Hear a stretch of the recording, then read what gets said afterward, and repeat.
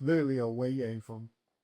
This is the right game. It is. It is. You in my house. How can Look, the house. We look great. Good. What is it? That's Nittany Lion. It's Nittany Life. Yeah. That's Nittany Lion movie you got on right there, sir. But I want to thank you and walk you around the campus, beautiful facilities, right? Never really wore a color like this, always in orange and green, but I'm starting. You was in Denver. Yes, it was a different hue, it was a different hat, Okay. right? But just want to take some time to introduce some of the Dyme Lyfe fans of Stick City, its origin, where it started, right? You and I have been talking for, a few years about working together, and we finally, got the opportunity to work. And so kind of want to bring that story to the fans and let them know, like the origin of Stick City, where did it start? Where did it come from? The origin of Stick City was basically I wore number 11 when I came to college. Yeah. 11, I teammates either called me LA, they called me VAR, but at one point it kind of hit. I don't know what it was, but there was like Sticks. So it became one of my nicknames. Like, hey, Sticks, like, get over there, Sticks, or Sticks. It was always Sticks. So it's a cool deal. Like, for a long time, it was like, all right, Sticks. Like, that was my nickname. And that was how Sticks was born. The word Sticks, the name Sticks, the title Sticks, that's how it was born. The interesting thing is through the years, then along came a situation where, through circumstance, me working with LaVar Bowman, who people will probably recognize that name, ended up playing for the San Francisco 49ers. Was an amazing ball player for them. He comes here. He wore number 18. And during his time here, he went through a couple trials, had a lot of different things that he had to work through, some adverse situations. And one summer, we spent a lot of time together.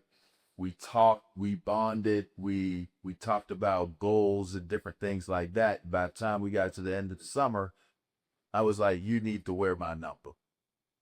And he was like, man, he loved the idea. So he took on number 11. And really, that was where the whole idea of the identity of what Sticks represented and what 11 represented came to life, beyond it being like one person that wore 11 and got the nickname Sticks. Because the crazy thing about it was his teammates started calling him Sticks. Okay. So he developed the nickname Sticks, and it wasn't forced. Like, it wasn't like I was coming around like Sticks, this and that. Like, I was coming around, it was like Sticks. I was like, oh shit. Like, so it's traveled. Yeah, it traveled. It traveled with the number.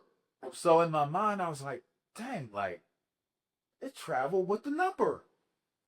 So once LaVar Award, my whole mission after that was, I want to leverage this number, the legacy, the nostalgia that goes along with wearing this number.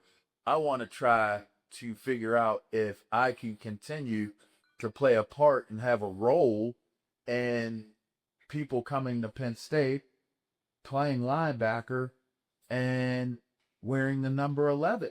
So it's something how do you get it? Is it given to you? Is it okay? Let's say the number's not open right now. We'll dive in. All right. But let's say the number's open. What is the process of a player getting Sticks? Could you be here already and then get designated Sticks, or is it coming out of high school, coming into college, you get Sticks? Like, is there a competition? How does one get? There's never really been a way to really authenticate the way you get it. But what's interesting was, okay, so Navarro, I gave it to him. Nobody even really cared about the number like that. It was, I wore the number and I was an All-American, and the number became synonymous with me being a linebacker here. So nobody was really checking for it. I give it to Navarro, and Navarro brings it to life because he balled out once he put it on. And then after that, Brandon Bell was wearing a different number, and he decided that he wanted to wear 11. Yeah. And I was like, I love this, right? So then somebody asked him, are you wearing 11 because, of Navarro and LaVar? He was like, no, I just like the number. So then that was when it became like more of an active role of the number. Like I was like, no. I go to the media. I was like, somebody better talk to Brandon Bell and let him know what 11 at Penn State represents. Legacy. So your legacy that's there, the tradition that's connected to it. You don't just go. Yeah, if you don't wear it, that's like somebody. Somebody better talk to it. And then there's something that you have to uphold, a standard. And if you're not gonna do that, you need to go ahead and pass it on to the next. If you ain't gonna be the Dark Knight, don't put no Batman uniform on. If you ain't gonna be Superman, don't put them tights on, man, and the boots. Don't do it. Yeah. Don't do it. And we ended up talking and building a great rapport. And Brandon represented, wore the neck roll, wore the cowboy collar like I did, had the rocket wrist on, take the fingers, all that stuff. If you look at everybody who's wearing the number, we kind of all wear it the same way. That's it. So a certain way we wear it. Does the number come with the 4X shoulder pads?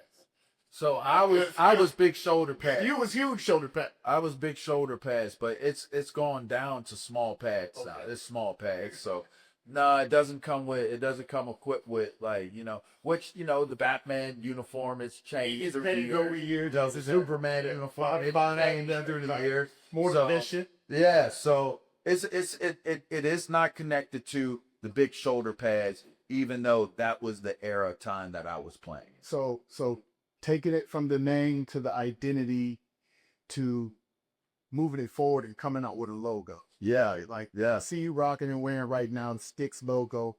What was the thought process behind that? I can see some imagery embedded in it, with the sticks, but break that down right there. So even to finish the whole question behind how the process of it came about, because it does play into the logo, with Brandon, he kind of ended the approach of it being I chose it type of thing. It chooses you. It now chooses you.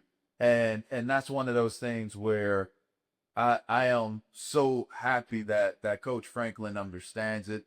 I'm happy that if you're a Penn Stater, you understand it, and now it's become like a thing. So Abdul Carter came out of high school, went to the Sticks. Yeah. Micah Parsons came out of high school, went to the Sticks.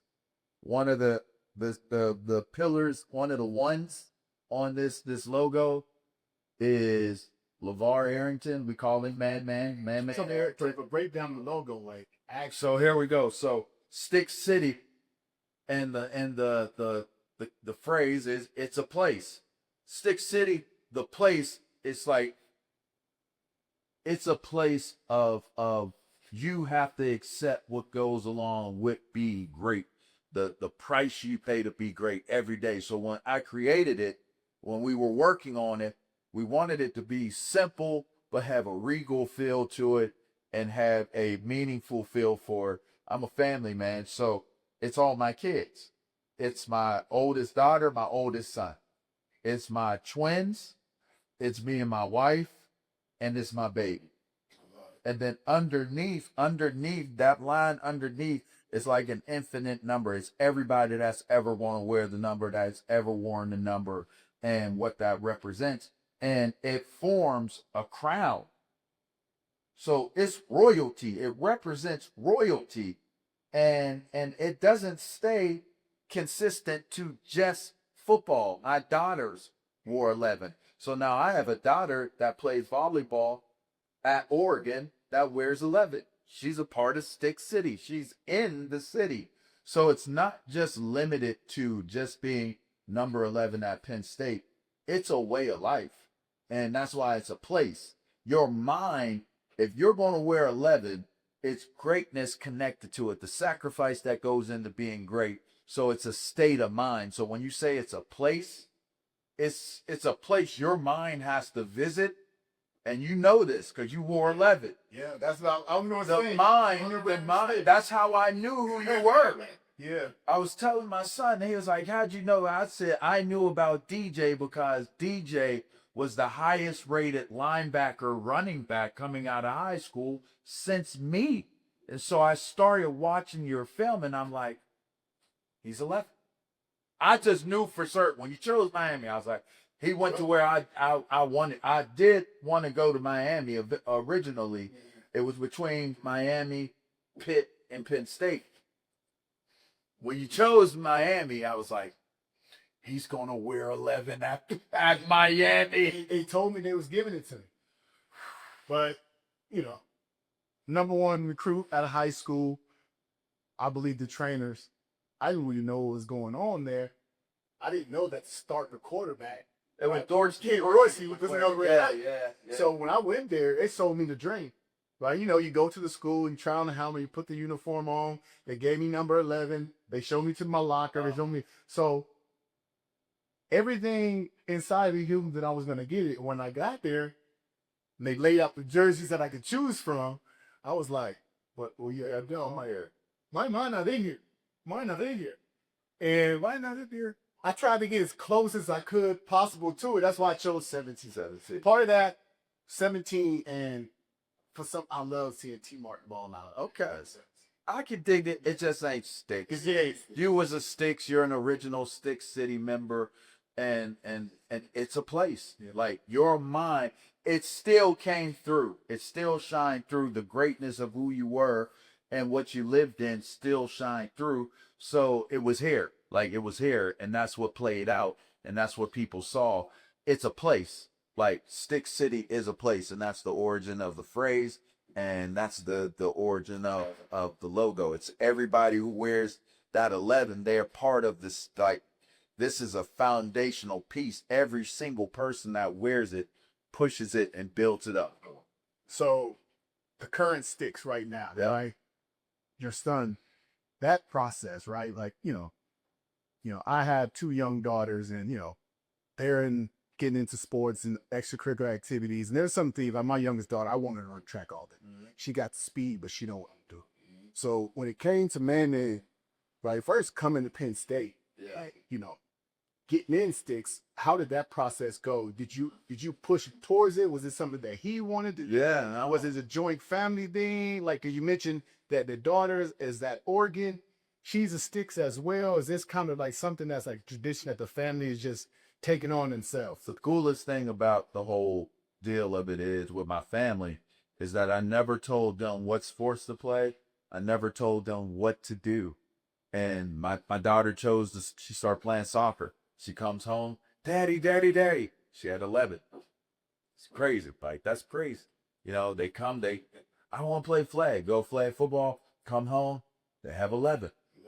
So then the conversation started like, we're going to be great, and we're going to be like Dad. We're going to do what we need to do, and this, that, and the other. And it became a rally, a point of focus for all of us as a family to be great.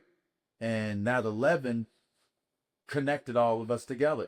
And so when Man started playing football, I wasn't even a party to him. I did not want. He was a crybaby when he started playing football. I thought he was a little soft. And his mom. He convinced his mom he wanted to play tackle, and she snuck off and told him. So that was a whole deal. And then they're like, he's pretty good. Like I was watching, first time I was watching him play, I had my head down, and people were like, "Oh!" When I wouldn't even come up. They're like, it was Man. I was like, what happened? Like he hit him. I was like, all right. After a while, I heard so many oohs. I got to the point of where it was like, it's Man again. They're like, yeah, it's him again. I look up, and he out there popping cats. And see, you understand the pressure, right? Of being father, always going to get compared to you. And so yeah, so they coming his way, right? Double time. And he started jumping, he started figuring it out. And then there was a point in time where it was like, he was athletic. I could see he was athletic, but he wasn't a finisher once he got a little bit older. It was like, he wasn't really a finisher. Like he could run to the ball, you do this, you do that, but he wasn't finishing. That was one thing about your game. Over the top fight. I'm a Over the finish. top finish. I'm a finish. Couldn't play in today's era. Because they just all them out like that. Yeah, it just it would have been what it would have been. But I'll say this. Then we have a conversation at the end of his junior year. He figures it out, and the rest is history. As far as him coming to Penn State, we've been coming to Penn State and supporting Penn State. I've been a massive supporter of Penn State for a long time. And so his plan was, I want and I will end up at Penn State, and I will wear 11 at Penn State. It will happen, no doubt about it, and it happened, and it happened. Do you think that he wonders about sticks being given to him versus earned? No, I know that would probably a lot of people say, "Oh, your pops is sticks, so you got sticks." First and foremost, if there were ever a time that it should be awarded, it would be now. If it were that. But his reasoning, and I find it to be sound reasoning, is I paid the cost as number 11 throughout my entire high school career for me to be a 4-star player, getting a scholarship offer and coming here to play. The fact that the number is available. Yes. Because if Abdul had chose to come back, he would be wearing a different number.